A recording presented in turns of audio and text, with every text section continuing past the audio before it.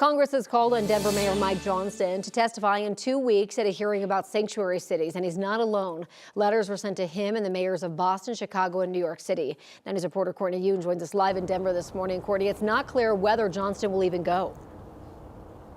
Yes, that's right, Corey, and good morning. This isn't a subpoena, and Mayor Johnston isn't being forced to go. It's just an invitation to testify. Congress set the hearing for February 11th. The invitations to Johnston and other mayors came from the House Oversight and Government Reform Committee. It says it's launching an investigation into sanctuary city policies and their impact on public safety. Members have also requested documents and communications related to each city's sanctuary policies. Mayor Johnston has not said whether he will go to D.C. In a statement, he said, quote, "The most helpful thing congressional Republicans could do right now is fix our broken immigration system. While they work on that, we will focus on running the cities that manage the consequences of their failure to act." Meanwhile, Democratic Governor Jared Polis says Colorado is not a sanctuary state, which is what he told our sister station in Colorado Springs.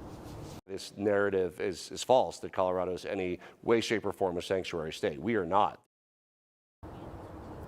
There's no legal definition of a sanctuary state, but Colorado does offer a level of protection to people here without authorization that most states do not. Polis told 9 News that the state cooperates fully with federal partners on all criminal matters. However, he said there are laws in place to make sure that the federal government doesn't co-opt local law enforcement. Now, Colorado is one of 11 states with some level of limits on immigration enforcement. States like California, New Jersey, and Washington actually have more protections to immigrants than states like Colorado. Live in Denver, Courtney Yoon, 9 News. We'll see what he does. All right, Courtney, thank you. The immigration raid in Adams County over the weekend ended with nearly 50 people in custody. The roundup was led by drug enforcement agents who say it's unlikely that there will be drug charges filed. The DEA says that this happened at a party affiliated with the Venezuelan gang Tren de Aragua, invite only. 49 people were taken into custody. The DEA says at least 41 were undocumented. There were U.S. citizens at the party as well as people from South America, Italy, and Romania. It's unclear how many at the party were TDA members. The DEA says that they found drugs, but only enough for partygoers to use themselves, and guns on 4 of them. It's unlikely any drug or gun charges will follow because the DEA says they don't know whose they were. Now, the Trump administration has instructed the DEA to help with immigration enforcement. Special Agent Jonathan Poulin says they don't know yet how involved the DEA will be in these kinds of cases. I don't think we know what the marching orders of the Department of Justice will be on that. We were given Title VIII authority, which is part of the immigration laws. But essentially, I think that allows us to assist other federal partners when they need an assist. I don't think that means DEA is going to be making that their primary focus. And indeed, our primary focus is keeping the public safe from drug traffickers, and that's what we're going to continue to focus on. And there is still a lot we don't know about this raid, like who was at the nightclub and who was arrested. We don't know yet how many of those arrested are TDA gang members or how high up in the gang they are. We're waiting to hear if federal cases will be filed or if these individuals will be deported or both.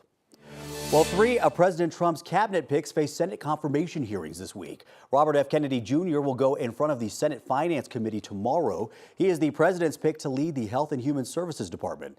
Kash Patel, the FBI nominee and Director of National Intelligence nominee, Tulsi Gabbard, will go before their respective Senate committees on Thursday. President Trump wants to change the Pentagon's policy on transgender troops. He signed an executive order last night directing Defense Secretary Pete Hegseth to do just that. The rewritten policy is expected to set in motion a future ban on military service by transgender troops. Trump tried to impose a similar ban during his first term. That was caught in a years-long court battle that then President Biden overturned when he took office in 2021. The same people who fought the proposed policy then are vowing to fight it again. Drones are back in the skies on the East Coast. People across several states say that they are seeing drones fly above their homes and cities once again, just days after a federal restriction on drone flights ended. Enigma Labs, which tracks unidentified objects in the sky, says it's already received more than a dozen reports from New York to Virginia since that flight ban expired. Federal agencies have previously said the drones are nothing to worry about, but refuse to elaborate on what they are or where they're coming from. The state legislature will consider more bills this session, and one of those bills concerns how much a university pays student athletes. State legislators will debate this week if those contracts with the students should be kept confidential. The public's right to know public business is really a good absolute in that it leads to equity, it leads to fairness, it leads to accountability. In a text, the bill's sponsor, Democratic State Representative Leslie Smith, said CU will be at a significant disadvantage when it comes to recruitment if the contracts are made public, suggesting that athletes might prefer universities that keep their revenue-sharing agreements private. It will be discussed at the Capitol tomorrow. As egg prices spike nationwide due to the bird flu, Republicans in Colorado have blamed the shortages in prices on the state's newly implemented cage-free egg law. This week, an attempted repeal failed at the state capitol. The law passed in 2020 to change confinement standards and went into full effect this month. Republican Representative Ryan Gonzalez, who represents Weld County, introduced the bill, which was backed by the Farm Bureau. Egg producers in Colorado have said that the cage-free law was expected to raise prices about 15 to 20%, but that the shortages and most of the higher costs were due to bird flu hitting flocks around the country. Now, I said earlier in the show that it felt like South Beach yesterday, and it's going to feel like South Beach again today. My friend Floridian Brianna Fernandez over there corrected me a few minutes ago. I'm going to say it again. It's going to feel like South Beach again compared to over the weekend. It topped out at 23. Both Saturday and Sunday we had snow. It's going to be light winds, sunshine, 50 degrees. Brianna, cut me slack on this one, right? No. No. No? Oh, I say like North Carolina, maybe. Yeah, not South Beach. It doesn't have the same ring to it, though. No, Come on. no. All right. For those heading out, we do have some track maintenance happening for RTD. So this is the E and H line between Southmore and I-25 Broadway. So there's going to be bus shuttles available for you. That's going to be happening today, tomorrow, and Thursday. So keep this in mind, especially if you take the E and H line.